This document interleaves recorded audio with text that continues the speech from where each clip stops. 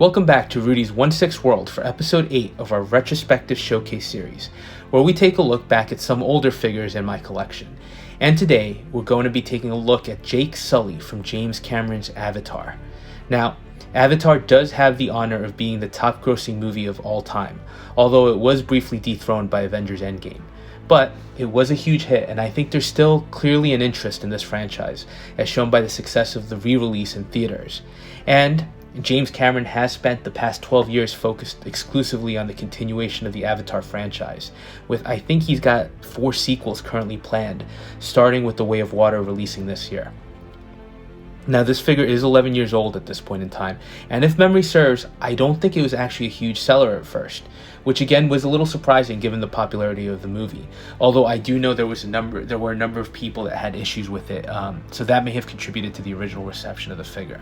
Now, I personally really did enjoy Avatar and thought it was a visually stunning movie with a pretty straightforward plot, which isn't a bad thing at all. The one negative I always felt here was that in terms of figures, we never got a Neytiri figure who was portrayed by Zoe Saldana. It felt like if we were going to get anything, we should have gotten her to go along with Jake. But unfortunately, Hot Toys didn't move forward with the line. Hopefully, with these new movies coming out, that changes. But enough of that. We're here to look at the figure, so let's jump right in. And a few notes off the bat. He is huge, and you can see that as I pose him next to the Avengers Age of Ultron cap. And you can see how much Jake towers over him. And this is completely in scale with the movie, as the Na'vi were about 10 feet tall, or in that range. So I think the figure 100% captures that height differential perfectly. But do note, if you are looking to get him, he is big and he takes up a lot of vertical space. Now, looking at what he comes with, it's not much, and you're really getting your wow factor based on the size of the figure itself. But he did come with a nice diorama base, which looks great and has some light up features. One set of alternate hands, which unfortunately I'm not showing here since I still have them in storage. A knife that velcros to his chest, and a large machine gun. So let's take a closer look at the machine gun, because Hot Toys did some really great work here. Now, it doesn't have any removable drum or retractable actions, but it is detailed extremely well, and that's probably due in large part to the scale. Now, it is painted a gray color with some dry brushing showing that the rifle has been used, and now this is also a mountable gun, so there is a hanging anchor point where the rifle would key into the gun mount on vehicles. But just to look at the detailing, the text here is nicely painted on, and you can see the release tab as well as the 30 cal designation on the ammo drum and the safety selector with the various options. The other thing that I'm not sure if you can see on the video is that the barrel actually has a guard wrapped around it, so it's comprised of different parts. So it looks fantastic. Also, a nice touch with the strap, the clips are actually metal, which is a nice touch. Again, I think it benefits from the larger scale. Now, on his chest, he does carry a Na'vi knife, and the sheath actually has some Velcro portions where it attaches to a band along his chest. The knife is removable and has some great sculpt work on the handle, and the blade itself looks like it's either bone or stone. I don't recall which from the movie, but it is a nice addition, although with the machine gun piece, I'm not sure that I choose to display him holding the blade. Finally, he does come with that diorama base, and this is really another highlight of the overall package here.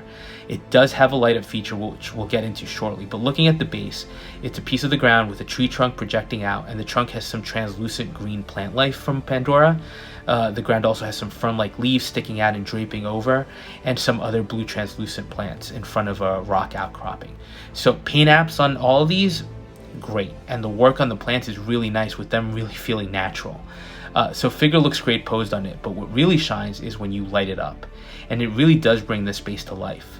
The nice thing on the base is that the ground itself lights up, and it basically matches the locations where his feet should rest, and it is meant to emulate that element of Pandora's habitat where it illuminates under a person's footfalls. The blue and green plants also light up nicely, and it's just overall really a great piece. Plus, there are no button cell batteries here, which is another great thing to have. But the lit up base does make this figure pop just a little bit more. Not that the figure really needs it, because it has great presence to it, but it's a nice plus. So enough with the accessories, and let's take a look at Jake Sully himself. And like I said, this figure stands out, and it really is a great piece. Starting off with the sculpt, I mean, what's not to like here? This is clearly Jake Sully in his Na'vi form as he appeared during that final battle in the movie. And the face has that great paint application and texturing we've come to expect from Hot Toys. But beyond that, there's so much detail here with his headpiece, which includes the lenses over his eyes and the bone elements on the forehead. It also has that shaved head with the mohawk, which is really nicely detailed and textured. He also has the earpiece to communicate on his left ear, and again, right, just great detailing with the visible text and the different colors. It looks amazing, and that carries down to the throat mic, where you can actually read the THR designation and the push instructions showing the tabs where he would need to push down to activate the mic. So it's just impressive how much detail they got here.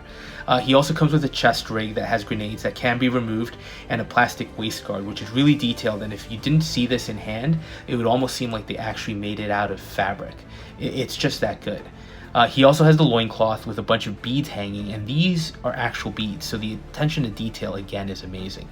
His legs have guards for when he's riding the flying animal, and so does his right arm. And again, they're all detailed amazingly well. And one thing I really like is that they're all plastic.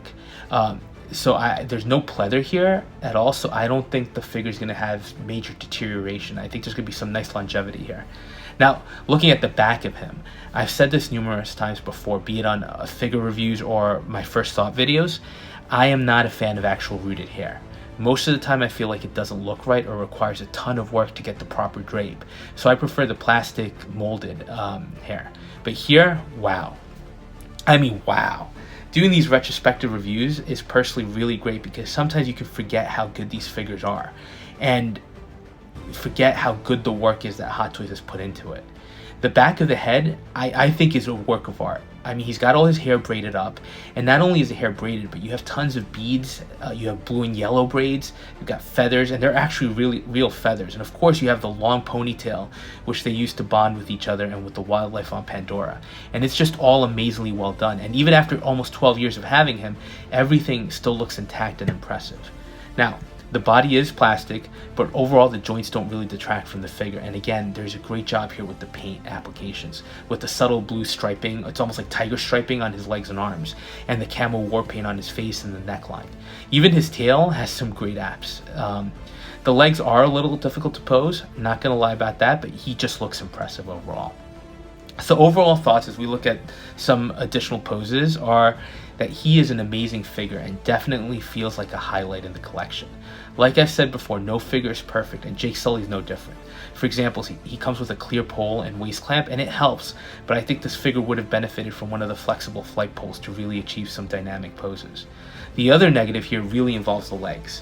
The knee joints are really tight, so on the positive, you can definitely hold a pose with him and he can stand on his own. But on the negative, it's really hard to position the legs, and I would just caution you to be careful, as it feels like too much force can result in the joint potentially breaking. But very minor, and I'd rather have a joint that's strong as opposed to one that's loose where the figure just flops around and falls all the time. Finally, at the thigh joint, I have an issue with my figure where the right leg sticks out of the socket slightly. It's not the end of the world, but it's definitely a little annoying, and it's hard to get the leg fully back into that socket. It's not a stability issue at all, but just purely an aesthetic one. And last thing with the figure I noticed were the eyes. Now, I think Hot Toys did a plastic cover over the eyes to create the eye effect from the movie, but I think with age, those plastic pieces have gotten a little fogged up, and it's just not as pristine as it was when I unboxed the figure over a decade ago. Having said that, it's a very small gripe considering the age of the figure, and overall I think it's held up remarkably well. So much so that I think he even holds up to more recent figures, which I think is a real accomplishment. The other nitpick here isn't about the figure itself, it's more about something I wish Hot Toys had included, and that's a screaming expression, or a screaming face, like in the screenshot from the movie.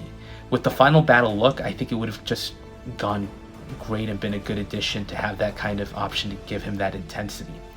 The face we have is amazing, but it's very serene, so that aggressive look would have been great. So again, this is a piece that would stand out in anyone's collection. Scale is impressive, the detailing on everything is really incredible.